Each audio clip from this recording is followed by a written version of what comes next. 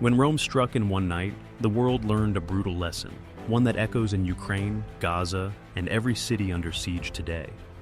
Why would 500 men, barely enough to fill the seats of a modest amphitheater, march against a city that contained 100,000? Why would they approach not in daylight, with banners flying, but under cover of night, where the darkness itself became their ally? And most of all, why would they believe they could win?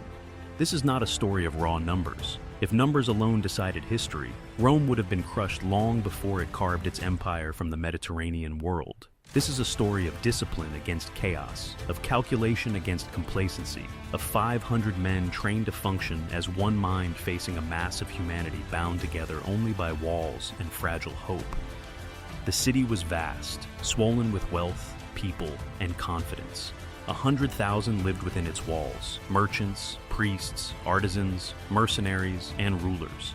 To those inside, the defenses seemed impenetrable: high stone ramparts, strong iron gates, and armed guards patrolling through the night.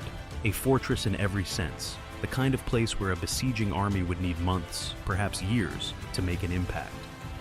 Yet 500 Romans advanced through the darkness, their sandals pressed into the dirt, their armor muffled beneath cloaks, their movements deliberate and measured. Not a wasted gesture, not a single voice raised above a whisper. They had not come to test the walls with siege engines or battering rams. They had come to unravel the city's defenses from within, and to do it before the sun rose. To those who study Rome, this scene is familiar. Again and again, Rome's enemies believed that walls, numbers, and raw courage would protect them. Again and again, Roman discipline and cunning proved otherwise. But here the contrast is sharper than ever. 500 against 100,000. The mathematics alone should guarantee failure. And yet, Rome knew that war was never a contest of arithmetic. Consider the world in which this took place. By the late Republic and into the early Empire, Rome's reputation had become a weapon more powerful than any sword.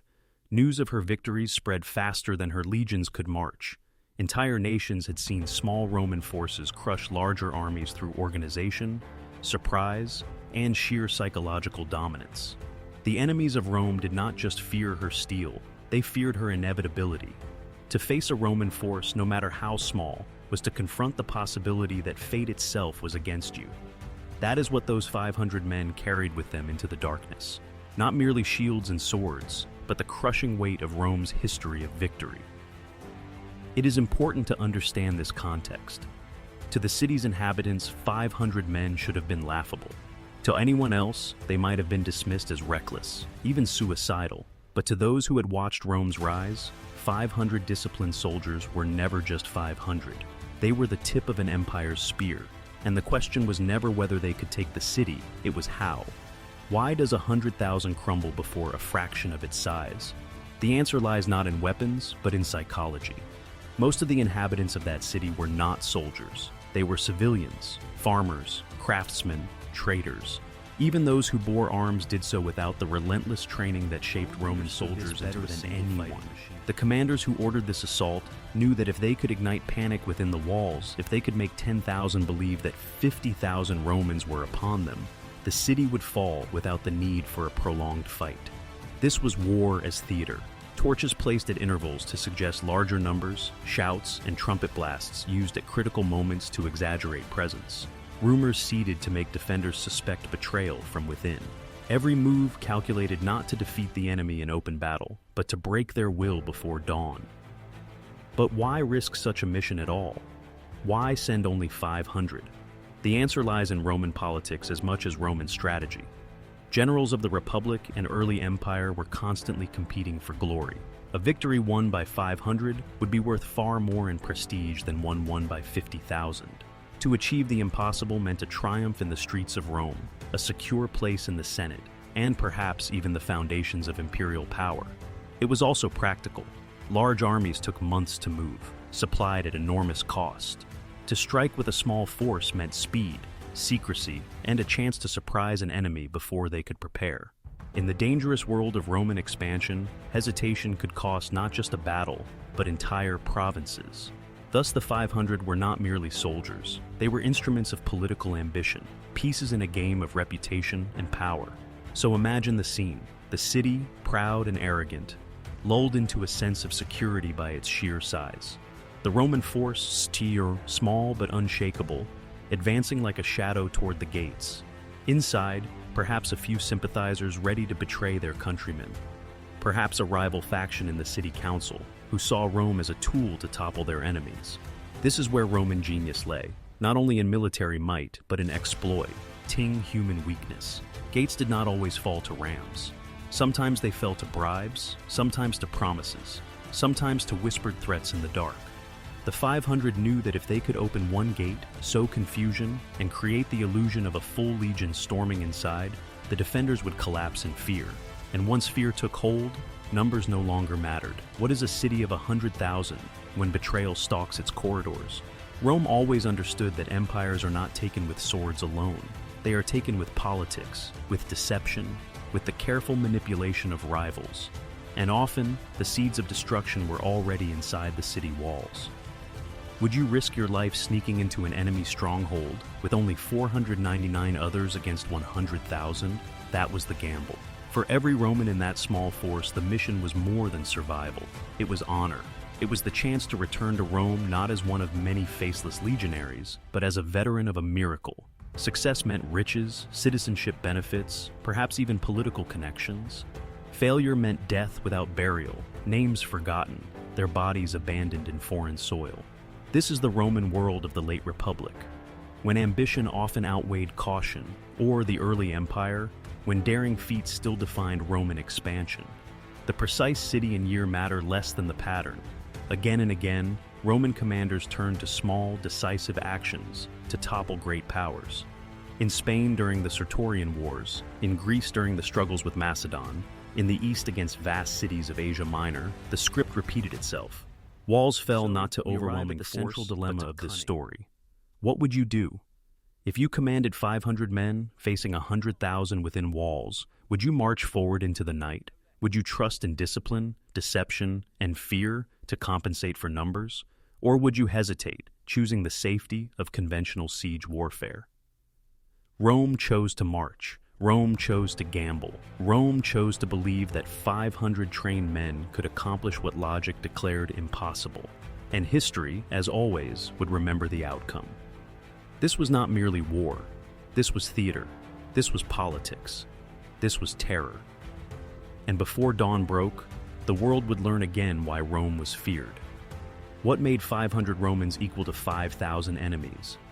The answer lies not in brute strength, nor in individual heroics, but in a system, a machine, that Rome had perfected over centuries. Each soldier was not just a man with a sword. He was a cog in an empire's war engine, drilled, hardened, and conditioned to move as part of a whole. To understand how 500 could stand against 100,000, we must first understand how Rome forged ordinary men into instruments of conquest.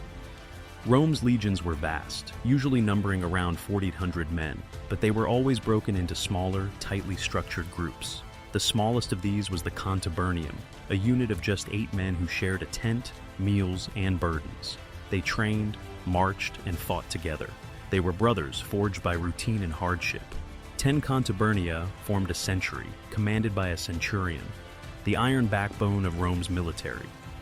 Unlike generals who often shifted with politics, centurions were professionals, veterans who had survived countless battles.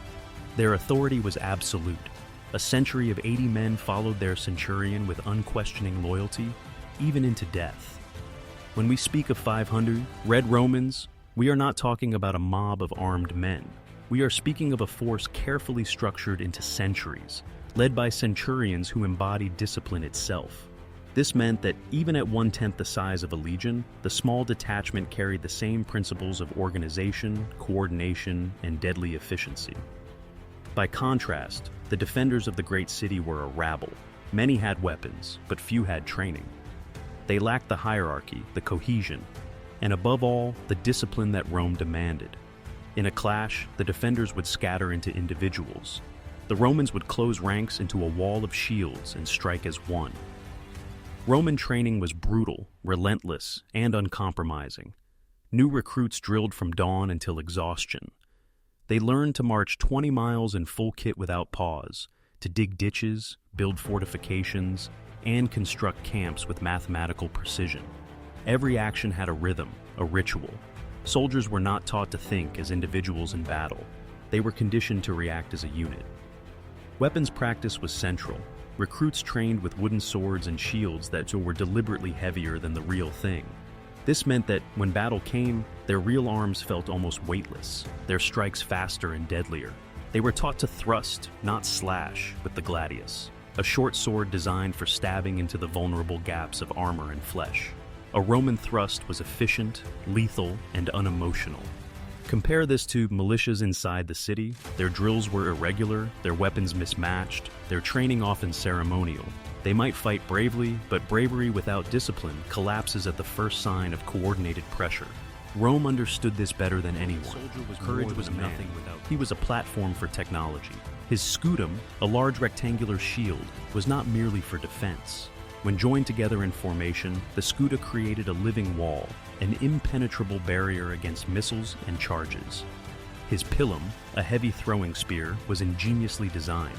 The tip would bend upon impact, making it useless to the enemy while still inflicting damage. A volley of pila could break enemy formations before the swords even came out. His gladius was not a heroic weapon, like a barbarian's great axe. It was short, ugly, and efficient, designed to kill quickly in the press of melee. In Roman hands, it became an extension of discipline. Beyond weapons, Romans relied on systems. Signal fires and horns allowed even small forces to coordinate as if they were vast. Siege tools, carried in parts, could be assembled quickly. Every soldier was trained not only to fight, but to build, repair, and adapt. For 500 Romans, this meant they carried with them more than steel. They carried an arsenal of methods to deceive, to overwhelm, and to control the chaos of battle. Fear is as sharp as any blade. Rome wielded it with ruthless precision. Imagine the defenders on the city walls that night. They looked down and saw torchlight approaching. How many men carried those torches? They could not tell. Rome often used such tricks, spacing torches to appear like a vast army on the move, spreading noise and shouts to amplify their presence.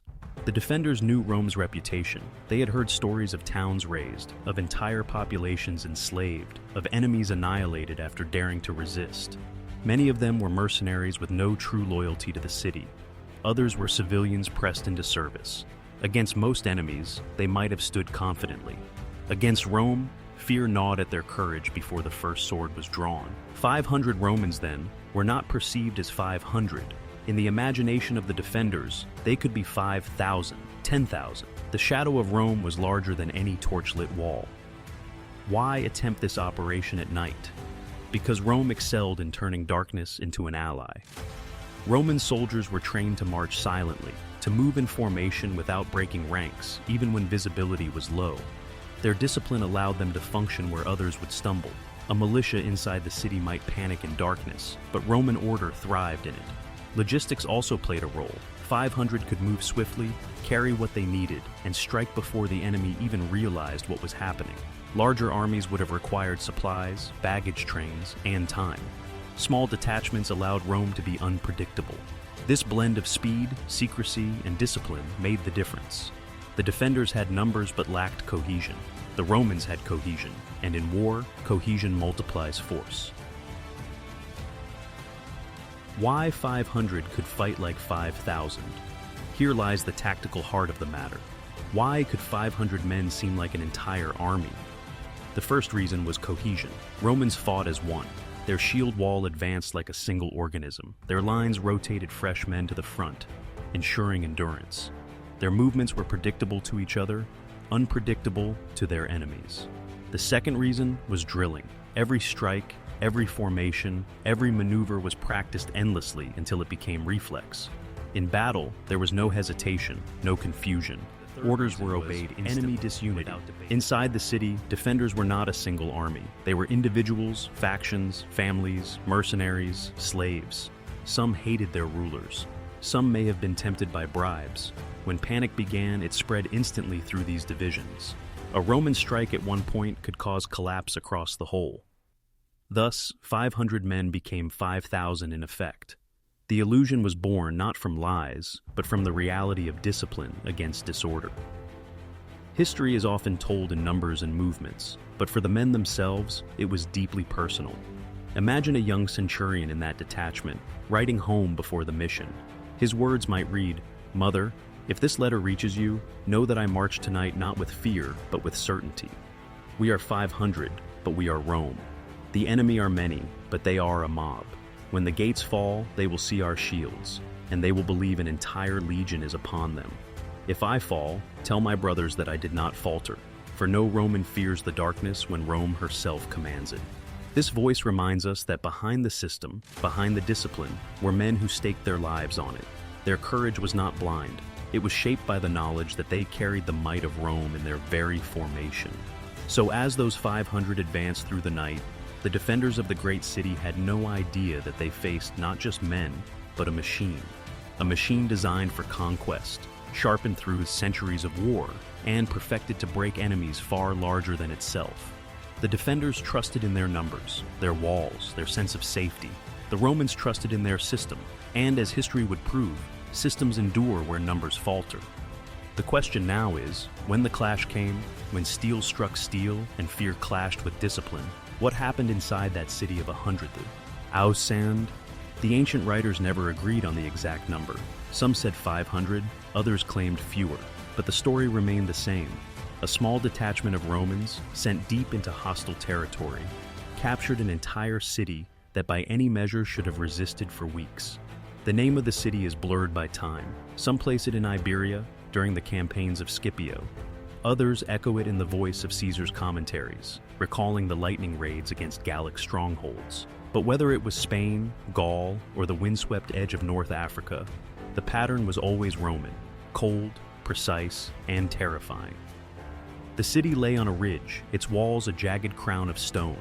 From a distance, the torches of its gates glowed like watchful eyes. Within, perhaps 10,000 souls slept. Traders, farmers, smiths, wives, children. They believed themselves safe behind walls that had endured for generations. But outside, in the scrubland beneath the stars, 500 Romans crouched in silence. They were not a rabble of mercenaries. They were not the half-trained militias the city was used to facing. They were Rome distilled into its deadliest form. 500 soldiers moving like a single living organism. Each carried his gladius, his pila, his scutum, his rations. Each understood not just his own role, but the rhythm of the whole machine. The young centurion in command, let us call him Marcus Varro, had received his orders with a calm nod earlier that evening. He had written a short letter to his brother back in Latium. By dawn, another city will be Rome's. If I do not return, no room for hesitation, no room for glory hunting. Only duty, precision, and the knowledge that one man's courage meant little unless it was tied to the iron discipline of the legion. The night was moonless. That was no accident. Roman commanders studied not only the terrain, but the calendar of the heavens. Darkness was their ally. The soldiers advanced in staggered columns, shields wrapped in cloth to muffle sound. Sandaled feet pressed into the earth without rhythm, so as not to create a cadence the guards above might hear. When a dog barked in the distance, the nearest man knelt, hand on hilt, waiting until silence returned. Halfway to the walls, the signal came, a faint owl call, artificial yet perfectly rehearsed. The detachment split. 100 men peeled left, carrying ladders bundled in hides. Another 100 crept right, assigned to seize the smaller eastern gate. The remainder lay hidden, their role to create chaos once the breach was made. A torch flared far outside the city, near the northern road. A small hut was set ablaze, deliberately, carefully, by Roman scouts. The watchman on the wall stirred. A bell clanged. Shadows moved toward the fire, their attention momentarily pulled away from the southern ridge where the true danger crouched. The city thought it saw the enemy, but the enemy was already inside. At the base of the southern wall, the first ladder rose. A soldier climbed, his shield strapped to his back, gladius sheathed at his side. His breathing was steady. He had done this 100 times in drills, though never before with real lives depending on his silence. At the top, he paused. The guard above leaned lazily on a spear, his eyes still on the distant fire. With a sudden jerk, the Roman's hand shot out, seized the man's throat, and dragged him silently over the parapet. A muffled gasp, a short, wet sound. Silence And one by one, more Romans poured over. They did not cheer, they did not shout. Their orders were clear. Take the wall, kill quickly, open the gate. Within minutes, the eastern gate groaned open from the inside. Torches flickered as more soldiers streamed through like water bursting a dam. A torch was raised high on the wall. 3 deliberate swings. To anyone in the countryside, it was nothing but a light against the stars. To the Romans hidden in the brush, it was the call. They surged forward, shields up, swords ready. The gates yawned wide to receive them. And so it happened. 500 Romans entered a city of thousands. Inside, the streets erupted in confusion. Civilians stumbled from their beds, clutching children, staring at the sudden glow of torches moving like rivers of fire through their alleys. Rumors spread faster than flames. The Romans are here, 10,000 of them. No, 20,000.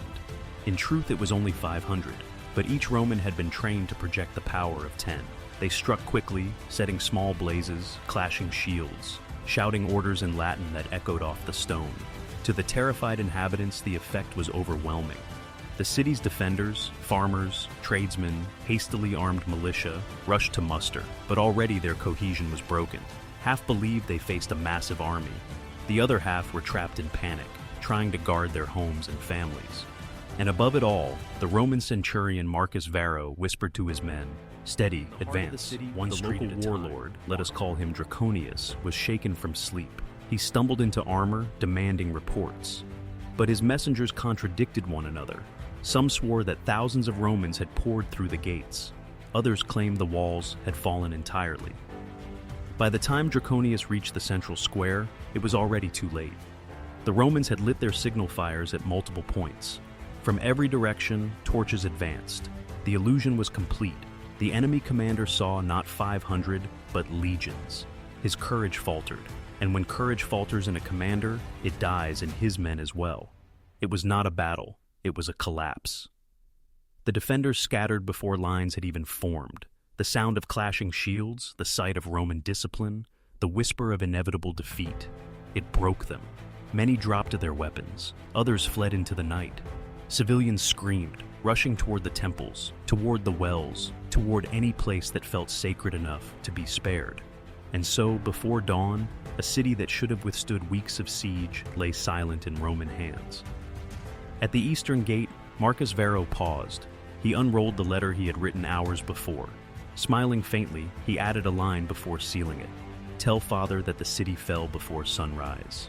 Elsewhere, a civilian woman clutched her child to her chest, peering from behind a shutter as Roman torches marched past. She whispered to her son, "Do not cry. If they hear us, we are dead." And in the broken square, Draconius stared into the flames, realizing he had not been defeated by numbers, nor even by steel, but by fear. What happened that night was not simply a skirmish, it was a lesson in the psychology of war. 500 Romans did not conquer with brute force. They conquered with cohesion, timing, and terror. They created illusions, fires, torches, signals that magnified their presence. They struck in silence and then exploded in sound. They turned a city's confidence into doubt, and doubt into collapse. This is why the Romans so often triumphed against greater numbers. They understood that battles are rarely won by swords alone. They are won in the mind, where fear spreads faster than flame. And once fear takes hold, walls mean nothing. War is never only about steel, walls, and blood. Behind every blade drawn in the night, there is a hand far away in Rome that ordered it. The raid of 500 men was not merely a military maneuver. It was a chess move played on the grand political board of the Roman Republic. Because Rome did not just fight its enemies abroad, Rome fought itself, every single day. Who, then, ordered this midnight strike? Was it a cautious Senate decree, debated under marble ceilings? Or was it the whisper of an ambitious general, desperate to turn 500 men into a legend that would echo across the Forum? The truth is, likely a mixture of both. Rome's politics were a snake pit where generals clawed for power, senators schemed for advantage, and every victory abroad was also a weapon to wield at home. To send a small detachment into hostile territory was not just a tactical choice. It was political theater, a gamble, a wager that if it succeeded, the glory would burn so brightly it would blind rivals. And if it failed, 500 nameless men would vanish into foreign soil, leaving their commander to shrug and blame, for safety or caution. It came from hunger. Someone in Rome wanted blood, fame, and leverage. Rome was filled with ambitious men, but ambition was dangerous. A man who became too successful abroad was as likely to be stabbed in the back politically as he was to fall on the battlefield. Senators feared the rise of another Sulla, another Marius, another Caesar, men who returned with too much loyalty from their soldiers, too much power from their victories. And so every campaign was double-edged. Win too little, and you were mocked as incompetent. Win too much, and you were suspected as dangerous. The commander of this raid, let us imagine him, was a rising star. Perhaps a legate under a greater general, a man desperate to step out of his patron's shadow. He knew 500 men could not change the course of a war, but 500 men could win him something far more valuable, a story. The Senate did not always reward the strongest. It rewarded the most memorable, a daring raid at night, a city falling without a siege, an enemy humiliated not by legions, but by shadows. Such things turned an ordinary officer into a name whispered in marble halls. But Rome's victories were never built on Roman swords alone. They were built on betrayal. Inside the targeted city, there may have been a faction already plotting, already eager to survive by selling their neighbors. Perhaps a discontented noble had been bribed, promising to leave a gate unbarred. Perhaps a merchant, ruined by local taxes, whispered the guard rotation to a Roman agent. Perhaps even the city's governor secretly prayed for Rome's arrival, knowing that aligning with the Republic could save his family while damning his people. This was the brilliance and the horror of Rome. The empire did not need to conquer you with force. It could conquer you with your own fear, your own ambition, our own betrayals. When the torches flared inside the city that night, it was not only steel that opened the gates, it was politics, it was treachery. Consider this. Was the goal truly the capture of the city, or was the mission far more precise? If inside those walls there was a single leader, a charismatic chieftain, a rebellious governor, a rival claimant to local bearer, then eliminating him in the chaos of the raid was worth more than taking the city itself. For in Rome's eyes, one death could be as decisive as 1,000. Assassination was never called by its name. It was pacification, removal, strategic stabilization. But in the torchlight chaos, as Roman steel flashed in narrow alleys, blades may have been guided not by chance, but by design. And when the smoke cleared and the sun rose on the conquered streets, perhaps the body of the city's leader lay among the dead. His death reported back to Rome as a tragic but necessary loss. What kind of man leads such a mission? Picture him, a commander barely past 30, standing in the shadows outside the city walls. His men whisper and shift in the dark, the silence broken only by the scrape of armor and the sound of distant dogs.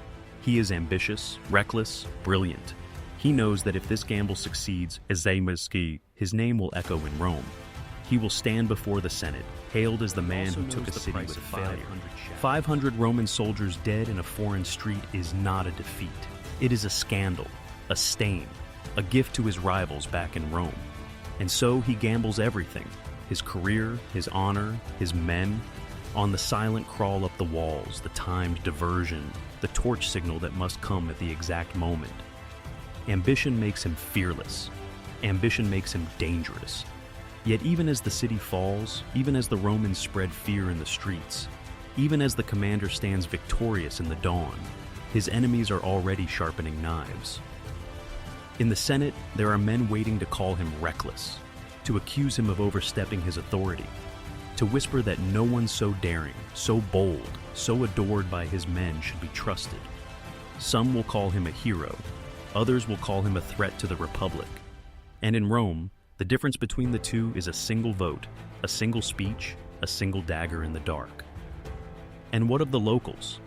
Imagine the governor of the conquered city, caught between loyalty to his people and survival under Rome. If he resists, he will be executed. If he surrenders, he will be branded a traitor.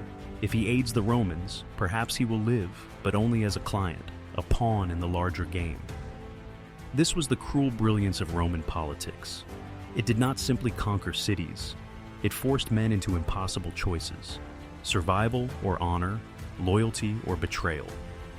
When the clash of steel faded and the fires along the city walls were extinguished, something quieter, yet more permanent, began to take hold. The conquest of a city by Rome was never just about territory. It was about transformation. The blades and torches of the night raid were only the beginning. The true conquest unfolded in the weeks, months, and years that followed.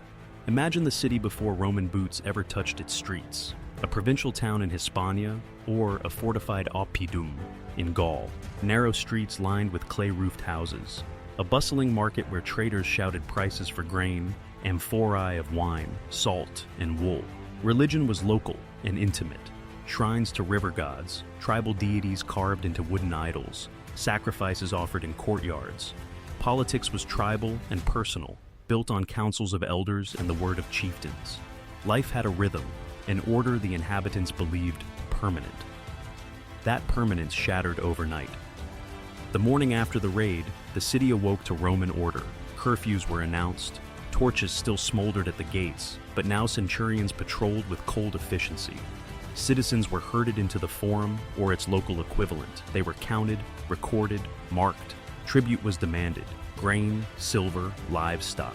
Refusal was impossible. Rome had arrived. Executions followed. A few leaders were dragged forward and cut down, sometimes publicly crucified outside the walls as a warning. Not because Rome needed to kill them, but because Rome needed the survivors to remember. The spectacle of punishment was as much a part of conquest as the night raid itself. And what of the soldiers, the 500 men who had risked their lives in the raid, now standing in a conquered city? They were exhausted, bruised, their arms aching from the climb and their throats raw from shouting in the chaos. Some scavenged for food and drink, collapsing against walls in the eerie quiet. Others looted, rings pulled from fingers, cloth torn from markets, coins pried from the hands of merchants. It pacifies, but it also corrodes. It leaves behind resentment. Parents told their children stories not of Rome's justice, but of Rome's cruelty. And those children would one day be adults, waiting for the chance to strike back. To the conquered, the raid became a wound carved into memory. Overnight, life had changed. Markets disrupted, shrines desecrated, leaders executed. The silence of that morning haunted survivors. Archaeologists have uncovered burned layers in the soil of such cities. Ash mixed with pottery shards, charred beams collapsed in place. The material record of a single night's violence. Inscriptions left by Roman commanders praise their daring, calling it an example of Roman discipline and valor. But to locals, those same inscriptions were insults carved into stone, mocking their loss. Fear discouraged revolt in the short term, but hatred made sure Rome would never rule in peace. Rome remembered this raid not only as a victory, but as a case study. Commanders in later generations looked back at it for inspiration and for caution. The principle was clear. A small, disciplined force could achieve the impossible if guided by surprise, precision, and audacity. Centuries later, military thinkers studied such examples. Napoleon admired Rome's willingness to gamble with small detachments to achieve psychological dominance. Clausewitz cited them as proof that war was as much about moral shock as material strength. Even modern guerrilla tactics echo Rome's lesson. Victory depends less on numbers, more on timing, terrain, and the will to strike first. The ghosts of those 500 soldiers march still through the halls of military academies. Every officer who studies asymmetric warfare hears echoes of their footsteps. Inside Rome, the raid became more than a story of courage. It became ammunition in political battles. Senators debated. Was the commander reckless or brilliant? His enemies claimed he had endangered the Republic by risking so few men in hostile territory. His allies countered that he had achieved glory without draining the treasury. The raid thus shaped not only the fate of one city, but the careers of men in Rome itself. It became a symbol, proof that ambition could bend destiny, that boldness could outshine caution. And in Rome, symbols mattered as much as swords. Long after the city was rebuilt, long after survivors had blended into the empire, the story of the raid lingered. It was retold in taverns, recorded in chronicles, dramatized in speeches. To Romans, it was a parable of discipline. To enemies, it was a cautionary tale. Even centuries later, inscriptions commemorated the victory. The stones carried the same boast: Rome is inevitable. Here lies the paradox. Victories like this strengthen Rome outwardly, while hollowing it inwardly. For each enemy cowed, another enemy waited in silence. For each ally impressed, another plotted rebellion. Rome built its reputation on fear, but fear is brittle. The very success of such raids bred arrogance. Rome began to believe it could repeat them endlessly, that no fortress was beyond its reach, and so the empire stretched further, gambled more, demanded greater tribute. History shows us the pattern. Small victories plant the seeds of great downfalls, and this raid was no exception. Rome's conquest was never just about swords and shields. It was about memory, about the stories whispered in conquered streets, and the lessons carved into Roman marble. So we must ask, when 500 men take a city in a single night, what lasts longer? The glory of their victory, or the hatred it leaves behind?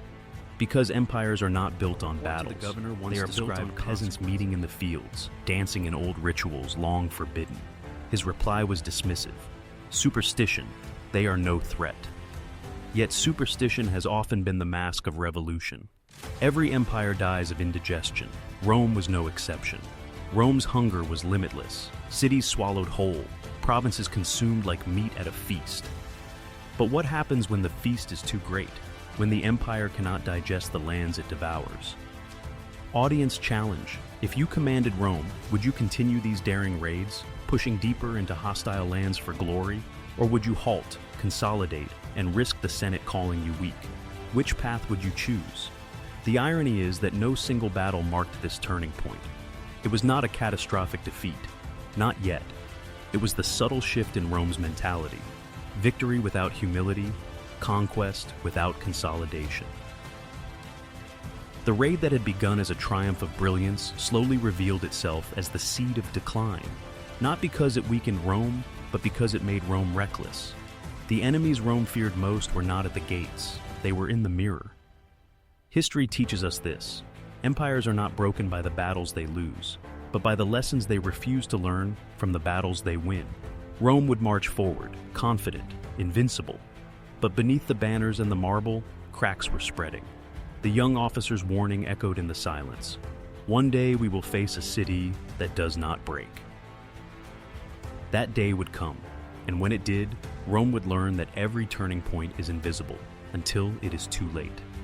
The raid was over in a single night. 500 Roman soldiers had slipped through shadows, cut down defenders, and forced open the gates of a city that had thought itself safe. By dawn, Rome held it. The immediate victory was clear. But history does not measure Rome by days or weeks. It measures by centuries. And the ripples of that single operation spread far beyond the city's walls. Because in Rome, victory was never just about the battlefield. It was about reputation, fear, the theater of dominance. News traveled faster than armies. Across the Mediterranean, merchants, envoys, and spies carried stories. A Roman force of just 500 men had stormed a fortified city and won. The numbers mattered less than the perception. A city had fallen overnight, and Rome had once again proven what rivals dreaded most, that no place was untouchable. For allies wavering in their loyalty, this was a warning. For enemies plotting resistance, it was a nightmare. Roman power was no longer measured in legions alone, but in the sheer audacity of its commanders. To neighboring states, the lesson was simple. If Rome could take this city with only a fraction of its strength, what chance did anyone else have when the full legions came? And so the raid inflated Rome's aura of invincibility. Cities capitulated more quickly, rivals hesitated. Even when Rome's soldiers were few, its shadow seemed enormous. Conquered cities lived under two truths: hope for survival and fear of Rome's return. The night raid sharpened the second. Governors and subject towns whispered to each other, if they could fall so quickly, what chance do we have? This fear became a political tool. Roman envoys no longer needed to argue or bargain. They could simply remind their hosts of the city that fell to 500 men. Tribute payments increased. Collaborators stepped forward. Resistance quieted. But it created a dangerous myth that discipline and daring were invincible. Small victories inflated Rome's confidence far beyond the battlefield. It convinced generals that caution was cowardice, that restraint was weakness, that Rome's destiny excused recklessness. One senator, Plinius the Elder, is recorded muttering, "Every easy triumph makes us blind to the weight of true war. few listened. The immediate consequence was military overreach. Provinces clamored for protection. Governors begged for raids to solve rebellions overnight. The legions, exhausted and scattered, were pushed further and further into hostile lands. Instead of consolidation, Rome extended itself like a rope pulled taut. What had once been a measured strategy of overwhelming force became a series of gambles.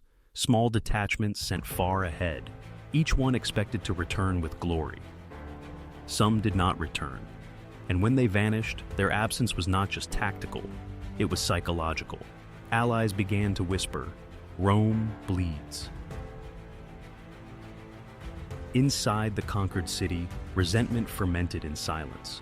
Curfews enforced by patrols, taxes levied in coin and grain, local temples stripped of their treasures to honor Jupiter and Mars. The people endured, but they did not forget. Mothers taught children Roman words, yes, but behind closed doors, they taught them something more dangerous. Names of the fallen, prayers for vengeance, stories of nights when the city had been free.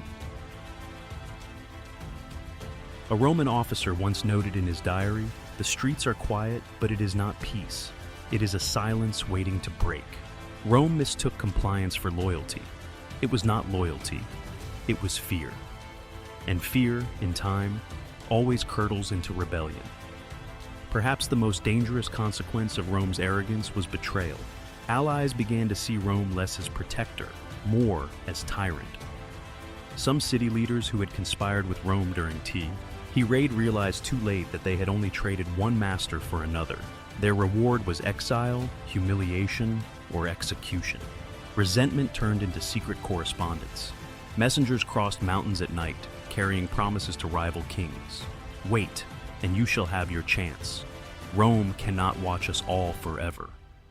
One local governor, caught between loyalty and survival, confided, "I must bow to Rome, but in my heart, I kneel elsewhere.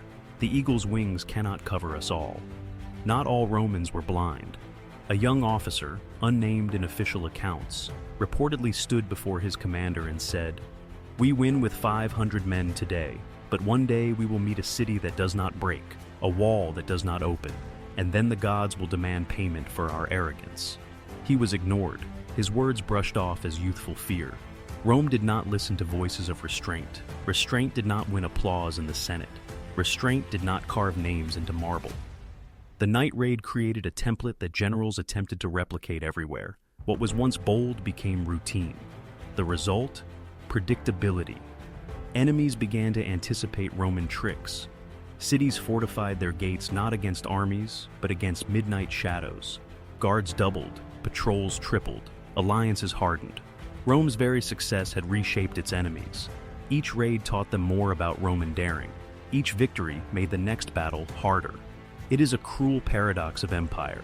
The stronger Rome became, the sharper its enemies grew. In taverns, in temples, in farms, outside the walls, plots began to brew. Not open rebellion, not yet, but secret gatherings, the passing of weapons, the training of young men in the woods at night. Rome, drunk on its victories, camaraderie bloomed. Victory bound them tighter than any oath.